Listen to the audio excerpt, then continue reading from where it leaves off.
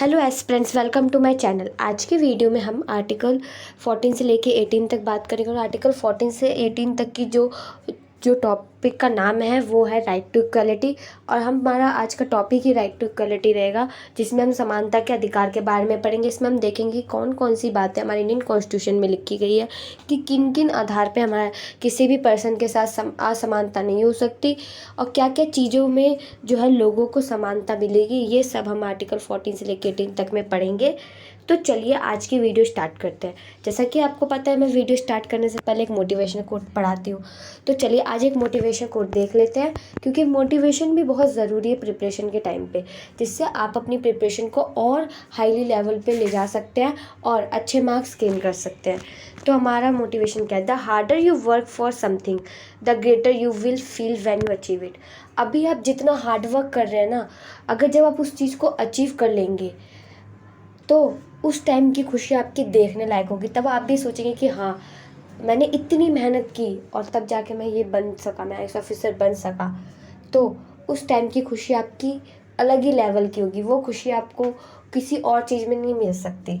तो अभी आप जितना हार्ड वर्क कर रहे हैं किसी भी चीज़ को अचीव करने के लिए, तो खुश रहिए। क्यों? क्योंकि जब आप उसे अचीव कर लेंगे तो आपकी खुशी दुगनी हो जाएगी। दुगनी क्या, 100 गुना हो जाएगी।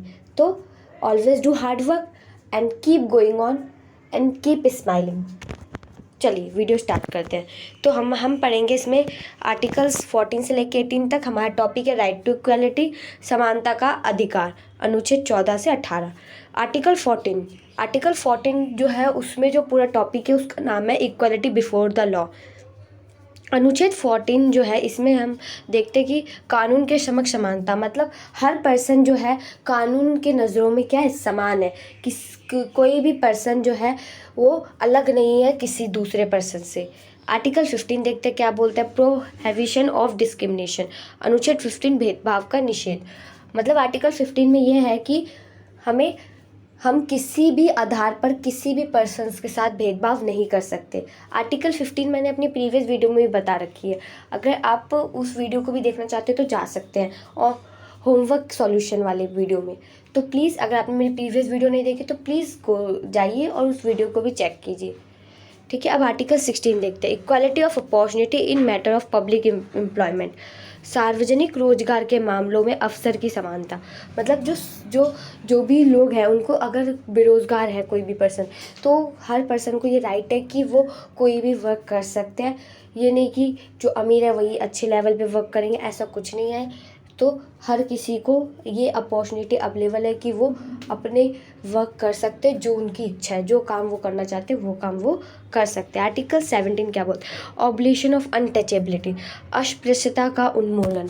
जैसा कि आपको पता है, कुछ टाइम पहले ऐसा होता था कि जो लोअर कास्ट के लोग अगर किसी चीज़ को छूट देते थे तो वो अपर कास्ट के लोग उस चीज़ को यूज़ नहीं करते थे।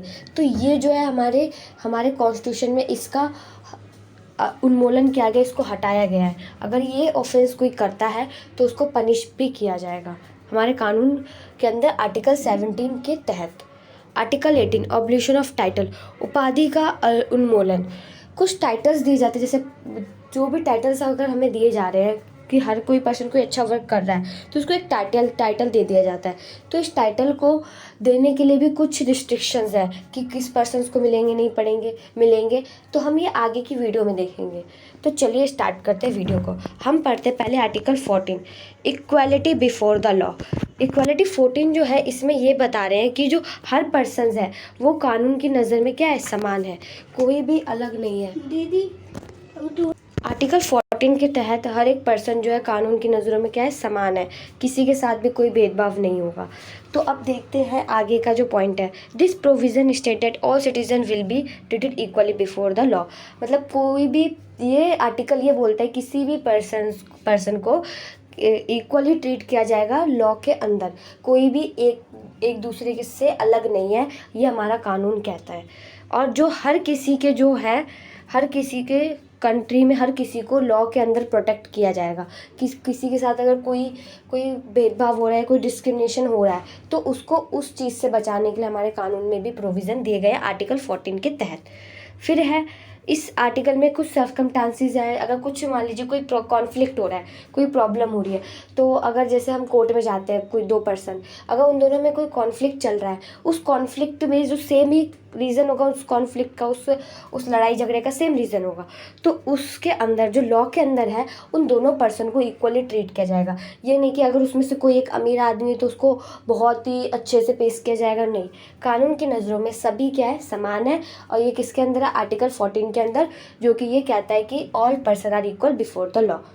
लॉ के अंदर सभी इक्वल है, चाहे वो कोई भी हो, प्रेसिडेंट हो या कोई बहुत ही अमीर पर्सन हो या कोई भी हो, all persons are equal in the law.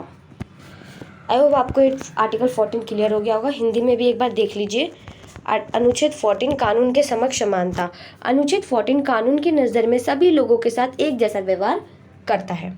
इस प्रावधान में कहा गया है कि कानून के समक्ष सभी नागरिकों के साथ समान व्यवहार किया जाएगा। दूसरा पॉइंट कहता है देश का कानून सभी की समान रूप से रक्षा करता है। अगर कोई भी पर्सन है, अगर उसको कोई प्रॉब्लम हो रही है कि उसे सेफ्टी की कोई इशू है, तो हर किसी की रक्षा क्या हमारे कानून में की जाती है, चाहे वो कोई भी पर्सन हो। समान परिस्थितियों में कानून लोगों के साथ समान व्यवहार करेगा, जैसे कि मैंने कोर्ट का एग्जाम्पल दिया था। अब आर्टिकल हम 15 देखते हैं, प्रोहिबिशन ऑफ डिस्क्रिमिनेशन। ये आर्टिकल हमें ये बताता है कि किसी भी पर्सन के साथ कोई भी डिस्क्रिमिनेशन नहीं होगा, कि किसी भी तरह का कोई भेदभाव नहीं होगा, किसी भी आधार पर नहीं होगा।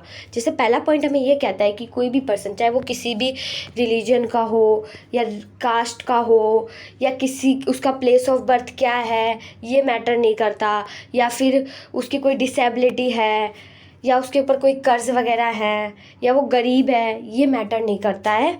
जो भी है, हर पर्सन जो है इक्वल है हमारे लॉ के अंदर, और उनके साथ किसी भी तरह का कोई भी भेदभाव नहीं होगा। अगर वो कोई चीज़ यूज़ करना चाहते हैं, पब्लिक चीज़ को यूज़ करना चाहते हैं, वो यूज़ कर सकते हैं।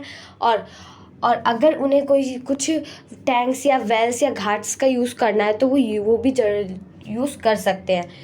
और ये आर्टिकल ये भी बताता है कि कुछ स्पेशल प्रोविज़न दिए गए हैं वुमेन को, चिल्ड्रन को और जो बैकवर्ड क्लासेस के लोग हैं उनको, ताकि उनके साथ कोई भेदभाव ना हो। जैसा कि आपने देखा होगा वुमेन के साथ भी बहुत ज़्यादा भेदभाव होता है कि वो लड़की है तो लड़की ये काम नहीं कर सकती, लड़की है तो पढ़ेगी नहीं, ये सब बहुत होते हैं। उनकी जल्दी मैरिज करवा दी जाती है, उनकी शादी जल्दी करवा दी जाती है। तो ये सब जो है आर्टिकल 15 के अंदर इन सब चीज़ों का प्रोहिबिशन हो रखा है।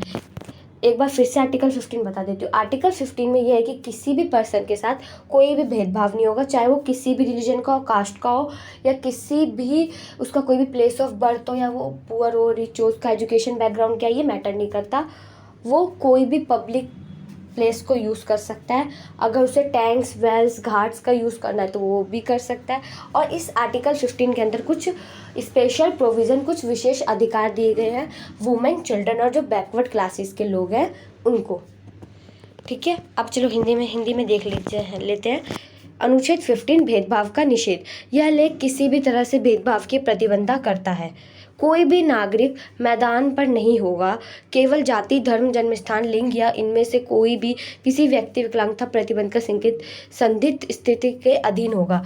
ठीक है, जैसे सार्वजनिक स्थानों तक पहुंच, कोई भी सार्वजनिक चीज़ों का यूज़ कर सकता है। तालाबों, कुओं, घाटों आदि का उपयोग जिनका रख रखाव राज्य द्वारा किया जाता है या जो आम जनता के लिए है। कोई भी तालाब हो या कुआं हो, घाट का यूज़ जो है कोई भी पर्सन कर सकता है।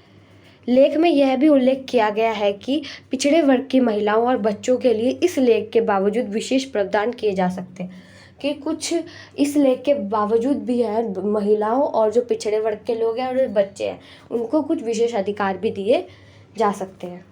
चलिए अब आर्टिकल 16 देख लेते हैं। Equality of opportunity in matters of public employment. Public employment के आधार पर जो है लोगों के अंदर इक्वालिटी है। मीन्स कि जो आर्टिकल 16 है ये प्रोवाइड करता है कि हर पर्सन को इक्वल एम्प्लॉयमेंट अपॉर्चुनिटी दी जाएगी, ताकि कोई भी है वो बेरोज़गार ना रहे, चाहे वो कोई भी कास्ट का हो, किसी भी रिलीजन का हो या किसी भी जाति, धर्म, लिंग, कोई भी हो। हर पर्सन को इक्वल एम्प्लॉयमेंट अपॉर्चुनिटी दी जाएगी, जिससे वो वर्क करके अपना जीवन व्यापन कर सकते हैं।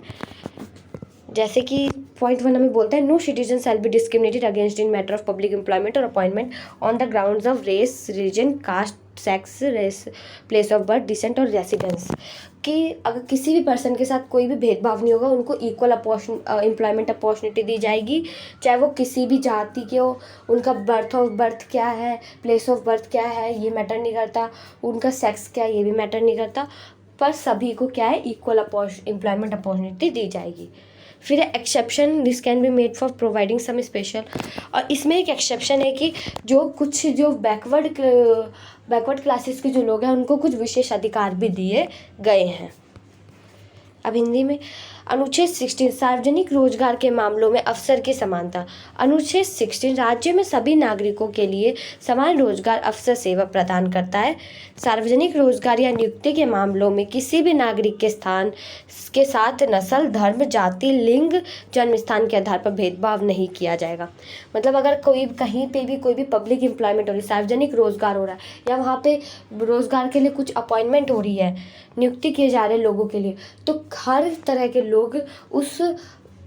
उसमें पार्टिसिपेट कर सकते हैं और जॉब ले सकते हैं, चाहे वो किसी भी उनका जन्म स्थान क्या हो ये मैटर नहीं करता, उनका लिंग क्या है, उनका धर्म क्या, उनकी जाति क्या, उनकी नस्ल क्या है, ये सब मैटर नहीं करता, बस वो किसी भी वो अप्लाई कर सकते हैं अब जॉब के लिए, तो कोई भी पर्सन जो है वो अनएम्प्लॉयड नहीं रहेगा। सेकंड पॉइंट, पिछड़े वर्गों के लिए विशेष प्रावधान प्रदान करने के लिए इसका अपवाद बनाया जा सकता है। पिछड़े लोगों के लिए भी जो है कुछ विशेष अधिकार देने के लिए, कुछ और विशेष अधिकार देने के लिए इसका दूसरा अपवाद भी, दूसरा आर्टिकल भी बनाया जा सकता है। आर्टिकल 17 क्या कहता है? Obligation of untouchability. Article 17 provide the practice of untouchability.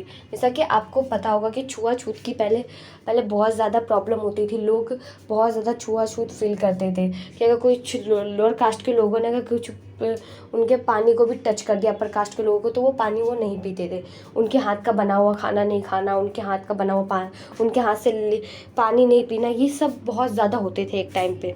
तो इस चीज़ को हटाने के लिए ही आर्टिकल 17 का यूज़ किया गया। आर्टिकल 17 में जो है हर तरह की अनटचेबिलिटी को हटाया गया है।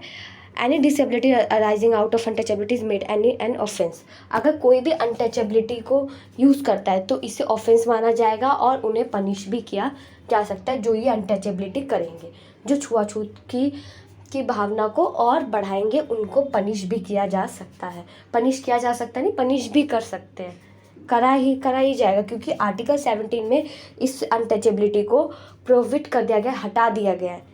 तो कोई भी ये ऑफेंस करता है तो उन्हें पनिश किया जाएगा। आगे हिंदी में देखते हैं। अनुच्छेद 17 अस्पृश्यता का उन्मूलन। अनुच्छेद 17 अस्पृश्यता की प्रथा पर रोक लगाता है। अनुच्छेद 17 जो है वही अनटचेबिलिटी को हटाने के लिए बहुत ही इंपॉर्टेंट आर्टिकल है। छुआछूत के सभी रूपों में समाप्त कर दिया गया है। छुआछूत की जो भी प्रॉब्लम हो रही है वो आर्टिकल 17 से हटा दी गई है। अस्पृश्यता से उत्पन्न होने वाली किसी भी विकलांगता को अपराध बना दिया गया।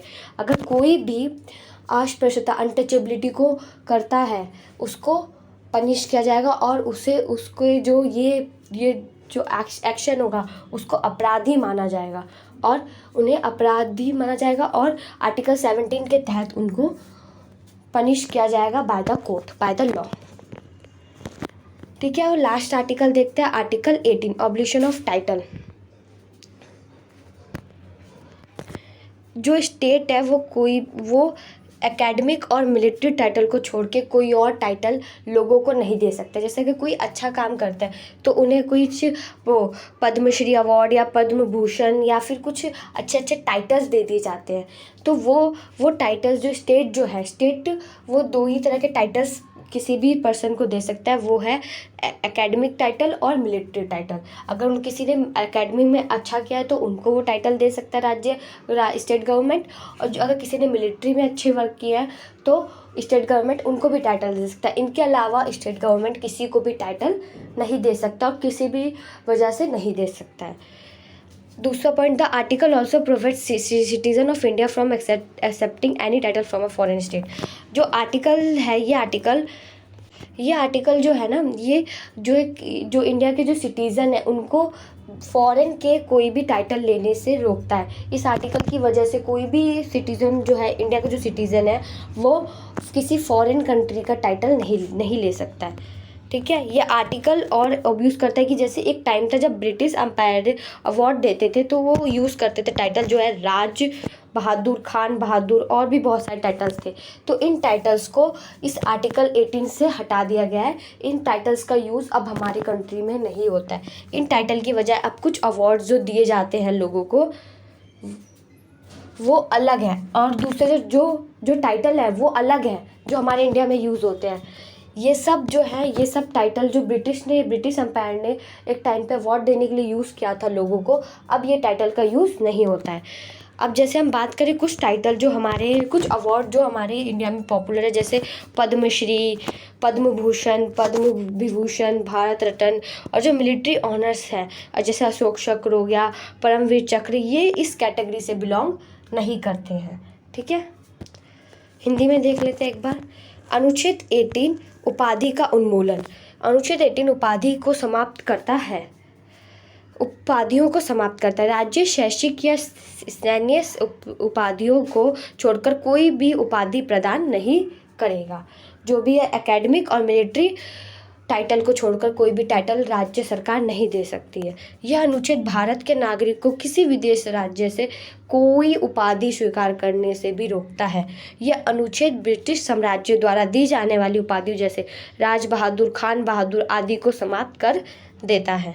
जैसे पद्मश्री हो गया, पद्म भूषण, पद्म विभूषण, भारत रत्न जैसे पुरस्कार और अशोक चक्र, परमवीर चक्र जैसे सैन्य सम्मान इस श्रेणी में नहीं आते हैं। जो अवार्ड्स हैं, जो भी पद्मश्री हो या पद्म भूषण हो, वो इस आर्टिकल 18 के तहत नहीं आते हैं। आई होप आपको क्लियर हो गया होगा। अगर अभी भी आपको कहीं भी कोई डाउट हो या कोई क्वेरी हो या कोई सजेशन देना चाहते हो मुझे, तो प्लीज़ कमेंट में ज़रूर बताइएगा। मैं आपके क्वेरी और जो डाउट होगा उसको सॉल्व करने की पूरी कोशिश करूँगी। अगर आपको मेरी वीडियो अच्छी लगती है तो please like, share and please मेरे चैनल को लाइक कर दीजिए, शेयर कर दीजिए, सब्सक्राइब कर दीजिए। I hope guys you are like my you are watching my videos fully. अगर आपको मेरी वीडियो अच्छी लग रही है तो प्लीज़ इसको ज़्यादा से ज़्यादा शेयर कीजिए। And thank you guys for watching my video.